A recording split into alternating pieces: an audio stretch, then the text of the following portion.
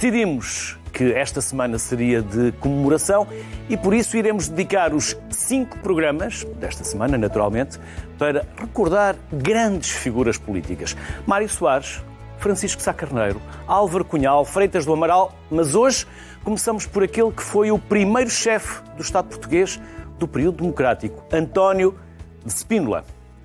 Nascido em Estremoz, mas com ascendência madeirense, ele perdeu a mãe logo aos 10 anos. Com essa idade, se ingressou no Colégio Militar. Foi na Guiné e pela estratégia que lá desenvolveu que se tornaria conhecido da opinião pública nacional e internacional. O prestígio que conquistou com o seu desempenho militar fez-lhe chegar à presidência. Temos o Francisco Bairrão Ruivo. O Francisco é historiador e investigador do Instituto de História Contemporânea da Universidade Nova de Lisboa. Francisco, o que pensa o Francisco desta figura tão singular, António de Spínola? Olá, boa tarde. Obrigado pelo convite, para vos cumprimentar e cumprimentar o Luís Nuno Rodrigues. A minha percepção do General Spínola, a maneira como eu fui parar, digamos assim, ao General Spínola, foi por causa da Revolução, ou seja, eu acho que tendo em conta o que estamos a falar aqui, o 25 de Abril e o processo revolucionário português, é mais elucidativo pensá-lo na sua dimensão coletiva, multitudinária, o que foi a sua dinâmica social. E eu, ao estudar os movimentos sociais durante a fase inicial do processo revolucionário, esta explosão de multiplicação de ações populares, greves, manifestações, ocupações, etc., acabei por ir dar ao Spínola, porque era precisamente o Spínola que ocupava a presidência da República. E pegando de facto nesta ideia, que o Luís Nuno Rodrigues falou, desta tal dissonância entre a agência e a estrutura, o que vemos no processo revolucionário, logo aos primeiros dias do 25 de Abril, é exatamente isso. É um homem que está profundamente em contraciclo com tudo o que está a passar à sua volta, seja no plano colonial, no plano africano, seja no plano interno, não é?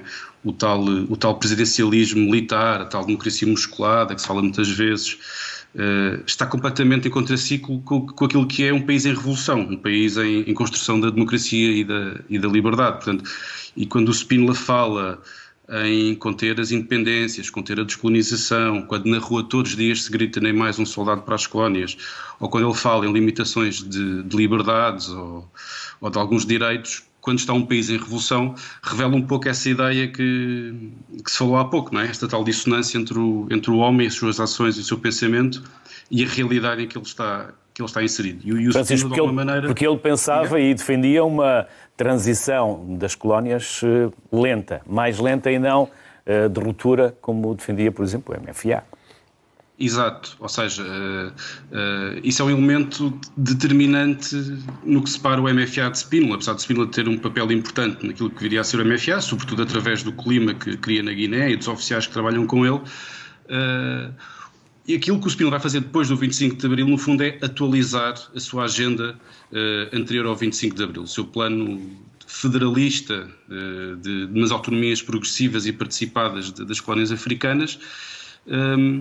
Ele tenta adaptá-lo ao pós-25 de Abril, mas aí há já um problema de base, era que o MFA estava já numa fase da discussão e numa fase do seu pensamento que apontava para as independências imediatas e para o fim da guerra imediato e para a mudança de regime. A estratégia do Spínola, apontando, não significava de modo algum o fim da guerra, defendia uma solução política, mas essa solução política implicava tempo, e tempo em guerra implica manutenção do esforço militar, como nós sabemos, e não implicava necessariamente uma mudança de regime, e isso para mim é que talvez seja a questão fundamental.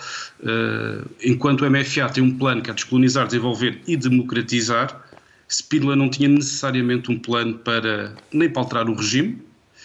Aliás, ele aposta durante muito tempo numa via de reforma através do regime, de impor as suas ideias federalistas via regime, e de facto, do ponto de vista da democratização do país, que é aquilo que se está a falar já depois do 25 de Abril, o general António de Spínola não tem isso, digamos, não é a prioridade dele. Uhum. Francisco, já voltamos à conversa, até para percebermos um pouco mais do que aconteceu depois de Abril de 74. Francisco, passando novamente de 74, quando António de Spínola é nomeado Presidente da República, há uma história também que leva a que ele seja o escolhido, quando inicialmente não o era. Era Costa Gomes.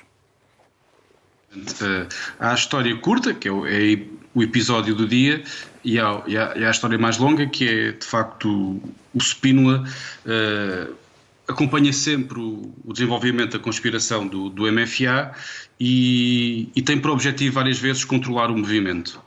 Controlá-lo por um lado e por outro, quando percebe a sua dimensão, esvaziá-lo politicamente, ou seja, reduzi-lo a uma dimensão estritamente militar. E numa das reuniões, penso que na reunião de março de 74, Spínola e os spinolistas tentam que seja, por um lado, que o programa do MFA seja posto de parte, e que Portugal e o Futuro de alguma maneira sirva como o programa para o movimento, e que o movimento escolhesse Spínola como futuro líder do movimento, ou para assumir o eventual poder. Portugal e o Futuro tinha sido publicado 2 ou 3 meses antes de... Em fevereiro, se não estou em erro. Em fevereiro, penso eu. Defendendo a tal via federativa ou federalista. E nesse momento o Spínola tenta impor as suas ideias ao MFA, reduzir a dimensão política do MFA e impor-se aos spinolistas, aos oficiais spinolistas, imporem Spínola como líder eventual do movimento. E os capitães vão manter-se firmes e vão relembrar a Spínola que o nome escolhido é Costa Gomes e que Spínola viria em segundo lugar. E como eu disse há pouco, com o 25 de Abril, o Spínola, num contexto completamente diferente, mantém-se fiel ao seu projeto e continua a bater um bocado na mesma tecla, que é controlar o MFA, esvaziá-lo politicamente, acabar com o programa do MFA e com a coordenadora do MFA. E no dia 25 de Abril, durante o cerco de Salgueiro Maia ao quartel do Carmo, numa conversa com o Marcelo Caetano, o então Presidente do Conselho, que diz qualquer coisa como que não entregaria o poder a um capitão e precisava de um oficial general para que, citando Marcelo Caetano, o poder não caísse na rua. E seria Costa Gomes o designado para a transmissão de poderes. Por várias situações, o próprio Costa Gomes nesse dia está incontactável, desaparece um bocado da situação e aparece Spínola, a meio da tarde, dia 25, para receber a transmissão de poderes. 2 elementos próximos de Spínola terão comparecido no Largo do Carmo para falar com Marcelo Caetano, propondo-lhe esta situação. Outras versões dizem que foi Marcelo Caetano a fazer essas diligências, ou que o próprio Spínola esteve também sempre a procurar ser ele. Outras versões dizem ainda que Costa Gomes, conhecendo muito bem o perfil de Spínola, Costa Gomes recuou para que Spínola avançasse, sabendo que quem avançasse primeiro se queimaria, entre aspas. Mas o que é certo é que é Spínola quem aparece para receber o poder de Marcelo Caetano e, portanto, é Spínola que aparece no dia 25 de Abril como o rosto, digamos assim, do novo momento. O que levantou logo várias dúvidas, porque de que lado estaria aquele golpe, que toda a gente sabia, como o Luís Nuno Rodrigues falou ali, referiu, era um homem do regime, era um homem conservador, apesar daquilo que ele vinha defendendo. E ao tomar o poder, ao receber o poder de Marcelo Caetano, melhor assim, acaba por ser incumbido, ser o líder da Junta de Salvação Nacional e, por inerência, Presidente da República.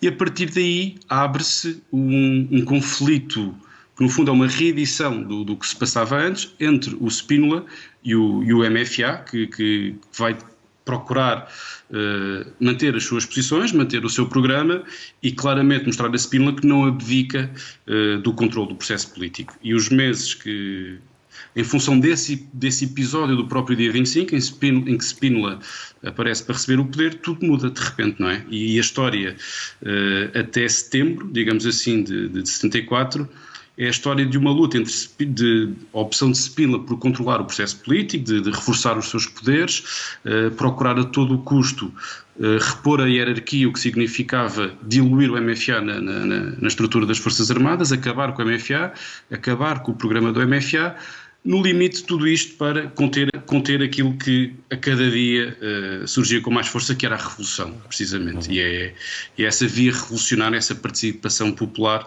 que por um lado, é a marca distintiva da transição portuguesa para a democracia, na minha opinião, mas é isso que o Spínola terá procura a todo o custo evitar, através do constante tentativa de reforçar os seus poderes. E tudo isto ainda, obviamente, ligado à questão colonial, em que ele, mesmo depois do 25 de Abril, continua a tentar impor a sua via, cada vez com menos possibilidades de sucesso, mas coerentemente com o que ele pensava, ele continua a lutar por isso. Francisco, em que é que estes momentos, estes discursos do António de Spínola espelhavam exatamente aquilo que ele tinha escrito no Portugal e o Futuro? Quer dizer, eu acho... Eu pegava só um bocadinho mais atrás, que é ligando ao Portugal e ao Futuro, precisamente, que é na linha do que disse o Luís Nuno. É que o Spínola, apesar de aparecer no dia 25 de Abril, ele é um homem que, como nós vimos, que procura a via de reforma através do regime, e esgotada essa via, esbarrando sempre na intransigência e nas hesitações do Marcelo Caetano, é que acaba por saltar, digamos assim, optar por uma via revolucionária ou de golpe, não é? E esse percurso do Spínola no marcelismo, dessa esperança inicial, expectativa inicial, vai-se traduzir numa série de derrotas, não é? Essa derrota que vimos a forma como são bloqueadas as negociações com o PAIGC, como a sua candidatura à presidência da República é também bloqueada, a derrota também no campo de controlar o MFA é outra derrota importante, e depois as derrotas mais significativas, que é a sua solução política para a guerra, é completamente bloqueada por Caetano, e depois o próprio evoluir da guerra do ponto de vista militar também se traduz para todos os efeitos, sobretudo a partir de 73, numa derrota. E o Portugal e o Futuro tem uma importância tremenda, na medida em que, sendo Spínola um homem do regime, um herói, entre aspas, da guerra colonial, alguém profundamente identificado com o regime, com a sua missão imperial e com a sua missão colonial e com aquela guerra colonial. Ao vir dizer, no livro que nós aqui vemos, que a solução para a guerra não é militar, mas antes política, é tremendo, impacto muito forte. E o que ele vai fazer a seguir ao 25 de Abril, voltando àquelas imagens que são sempre muito interessantes de ver, ele, no fundo, como eu disse, vai readaptar e procurar impor pós-25 de Abril aquilo que havia escrito em Portugal e o Futuro. Acontece que o país está em revolução, portanto já não está em ditadura, o contexto é totalmente diferente. E esta manifestação para já é bastante curiosa por duas ou três questões. Primeiro, acho que era 25 de maio, a data daquela manifestação, daquele encontro, tem o bispo ao lado dele, o que não deixa de ser curioso. Em maio, finais de maio, estando o país a entrar numa revolução socialista, aparece Spínola com um bispo ao lado, sabendo depois tudo o que vai acontecer em 75 de confrontação entre a Igreja e as dinâmicas revolucionárias. E depois outra coisa curiosa é também nesse país em revolução, voltando àquela questão da dissonância que o Luís Nuno falou no início, o aspecto físico, a farda, o monóculo, o pingalim, aquelas luvas, apelar às massas revolucionárias, há ali claramente uma dissonância. E finalmente, voltando um bocado à ideia também que eu falei no início, dessa dimensão multitudinária do processo revolucionário português, das massas a fazer política, ou seja, contrariar daquela ideia de que os portugueses são desinteressados pela política, não querem saber da política. Durante aqueles anos, a política fez-se diariamente, cotidianamente, nas ruas, pelas massas, portanto as pessoas fazem política, ou seja, apelando também ao nome do programa. Talvez pelo único momento da nossa história, a sociedade civil existiu enquanto tal, enquanto ator político, enquanto ator histórico. E vemos ali aquela multidão que aplaudia Spínola, demonstra exatamente isso, como a entrada das massas na política e como a política em 74 e 75 se faz, não apenas nos ministérios ou no Parlamento, neste caso na Assembleia Constituinte, mas que se faz na rua. Curiosamente, é exatamente essa dinâmica popular e participativa que o Spínola tenderá a combater, ainda que, se não podes vencer junto-te a eles, ele acaba por também ter de recorrer a estas multidões, a estes banhos de multidão, num périplo que ele vai fazendo pelo país ao longo da primavera e do verão de 74, ou seja, o discurso sempre apelando à ordem, à disciplina, ao reforço dos seus poderes e por outro lado, um discurso contra a revolução, contra o MFA, mas onde esta dimensão popular e das manifestações e outro aspecto importante no Spínola, seja durante o processo revolucionário, seja ainda na Guiné, é esta atenção que ele tem muito, muito fina relativamente à importância da propaganda, da imagem, da forma como ele consegue utilizar os órgãos de comunicação social para se promover e para valorizar a sua estratégia. E este conjunto de imagens desta manifestação é muito interessante e é paradigmático de muitas destas coisas. Francisco, depois nem Spínola nem Palma Carlos o conseguem e chegamos a setembro, depois de muitas peripécias também, e há uma tentativa de gerar uma onda, uma manifestação que acabaria por não correr como Spínola esperava. Sim, ou seja, estes meses até setembro, no fundo é esta ideia que temos vindo aqui a aflorar, que é o Spínola esbarra na revolução, ou seja, e estas duas, Spínola e a revolução, são duas coisas que não vão combinar, e o Spínola tenta a todo o custo conter a revolução, conter a vaga grevista, conter a dinâmica social, conter toda esta vaga de mobilizações populares. Como disse muito bem o Luís Nunes, esta ideia é importante, ou seja, ele cria um governo militar. Se não fosse militar, ele cria um governo técnico. Da mesma maneira, queria que o MFA fosse um movimento estritamente militar. Portanto, ele está sempre aqui a tentar esvaziar a dimensão política e ideológica, revolucionária de alguma maneira, destas variantes. Portanto, reduzir toda a sua dimensão ou militar ou técnica. E a sua intervenção relativamente ao MFA e ao seu programa vai exatamente nesse sentido. E são as alterações que ele introduz ao programa do MFA. Ele retira, por exemplo, a referência à livre criação de partidos políticos, por exemplo. Mas a dinâmica social e os partidos surgem. Portanto, lá está, ele não controla, de facto, a situação. Ele vai pôr alterações relativamente à referência à autonomia e independência das colónias. Não é? O próprio Spínola vai falar na manutenção da nação no seu todo pluricontinental. Meses depois, a dinâmica leva-o a assinar a lei que reconhece a independência das colónias. E vai, por exemplo, o que é revelador também da mundividência do Spínola, rejeitar a libertação e a amnistia de todos os presos políticos, por exemplo. E durante estes meses, até setembro, o Spínola vai constantemente procurar reforçar os seus poderes. E tem uma verdadeira opção com a declaração de estado de sítio ou de estado de emergência que permitisse, de facto, reforçar os seus poderes para conter aquilo que era a revolução nas ruas. E a questão do PCP é importante porque muitas das leituras do senso comum na imprensa, na comunicação social sobre a Revolução Portuguesa falam sempre na comunização do país, no papel do Partido Comunista, mas se nós atendermos ao papel do Partido Comunista neste período inicial, e o próprio Partido Comunista tem muita dificuldade em lidar com a realidade das coisas relativamente ao período de abril e setembro, é que o PCP está abertamente contra as greves, contra a maioria das greves que estão em curso entre abril e setembro, que são de iniciativa popular, de organizações e de partidos de extrema-esquerda, e o PCP tenta a todo o custo conter muitas destas mobilizações populares. Portanto, estas duas situações não batem muito quer com a narrativa do próprio PCP, quer com a narrativa mais à direita. E a 28 de setembro o Spínola vai, pela enésima vez, tentar apelar ao reforço dos seus poderes, à declaração do estado de sítio, e vai, sinal dos tempos, apelar a uma grande manifestação, à tal maioria silenciosa que seria o país descontente com a via de esquerda e com a via revolucionária do país. Essa manifestação seria um sinal de apoio a Spínola, mas seria também uma situação que eventualmente provocaria bastante agitação, eventualmente confrontos.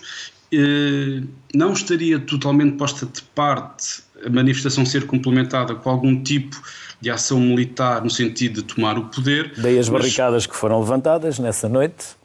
As organizações de esquerda vão, juntamente com a MFA, mas vão criar várias barricadas às entradas de Lisboa para conter essa tal manifestação, que não acontece. De facto, essa maioria silenciosa não comparece, porque de facto as barricadas e a mobilização da esquerda também contribuiu para isso, mas não comparece porque de facto o Spínola também não teria o apoio que ele pensava ter. E depois é importante ter em conta que o 28 de setembro em Lisboa estaria concertado com a frente africana, ou seja, a questão colonial para o Spínola está muitas vezes no centro de tudo, e portanto o projeto de presidencialismo militar e a questão de conter as independências são, digamos, os dois eixos fundamentais da ação dele. E estariam preparadas para Angola e para Moçambique ações ou de independências brancas, ou de... E por exemplo, é importante este episódio, que é 7 de setembro, é um pouco antes do 28 de setembro, mas estaria conectado com o 28 de setembro, que é o célebre episódio do Rádio Clube de Moçambique, é uma reação da população branca ao acordo de Lusaka assinado na véspera. E portanto o Spínola, no 28 de setembro, tem a leitura do reforço do poder interno, mas também tem uma leitura mais abrangente, ou seja, tem ramificações em África e tem ramificações com o processo de descolonização que o Spínola, fiel àquilo que vinha defendendo antes do 25 de Abril, procura conter a todo o custo. E depois de 30 de setembro, Luís e Francisco, vamos começar pelo Francisco, o que seguiu, em que patamar nós devemos colocar Spínola, até porque houve ali uma altura nublosa, a ligação, a suposta ligação dele ao MDLP. Francisco, o que aconteceu depois de 30 de setembro a António Spínola? Na sequência do 28 de setembro, da derrota da Maria Silenciosa, o Spínola demite-se, faz um discurso filmado pela RTP, super catastrófico, não é? Recomenda aquelas ideias da terra queimada e a argamassa do sangue, assim, como ele fazia uns discursos muito dramáticos, mas entrega-se de imediato, ele sai de cena, mas entrega-se de imediato à conspiração e pensa no regresso via legal, entre aspas, ou via golpista, que vai acontecer logo em março, não é? No 11 de março de 75, o Spínola envolve-se no célebre golpe de 11 de março de 75, ou seja, uma tentativa da direita militar e da direita civil conter a revolução, tomar o poder, subverter a ordem revolucionária e a via de democratização do país. O golpe, tal como a questão da Maria Silenciosa, pois o Spínola envolve sempre umas coisas mal preparadas, mal organizadas, e o golpe é contido com relativa facilidade, e o Spínola aí parte para o exílio, e parte para a Espanha, para o Brasil, para a Suíça, e aí digamos, faz parte da história do Spínola, em que ele cria, penso que em maio de 75, o MDLP, Movimento Democrático de Libertação de Portugal, que ele era, digamos, o responsável pela parte política, depois havia uma parte mais operacional, e o MDLP era uma organização de extrema-direita terrorista, não há outra maneira de pôr as coisas. E esta organização, dizendo que lutava pela democracia, pela liberdade e contra o comunismo, o que vai fazer antes do 25 de novembro e depois do 25 de novembro, embora o movimento seja extinto, mas os seus intervenientes estarão ligados a vários atentados em 76, e portanto este movimento criado pelo Spínola será responsável ao longo do verão de 75 por aqueles assaltos e incêndios e saques e ataques às sedes de partidos de esquerda e de extrema-esquerda, como o PCP, mas também outros, e será responsável por vários atentados bombistas ao longo de 75 e já em 76, ou seja, o argumentário de que este movimento combatia uma eventual ditadura comunista não pegaria no sentido em que depois do 25 de novembro, em que essa ameaça, à luz desse tipo de narrativas, estaria mitigada.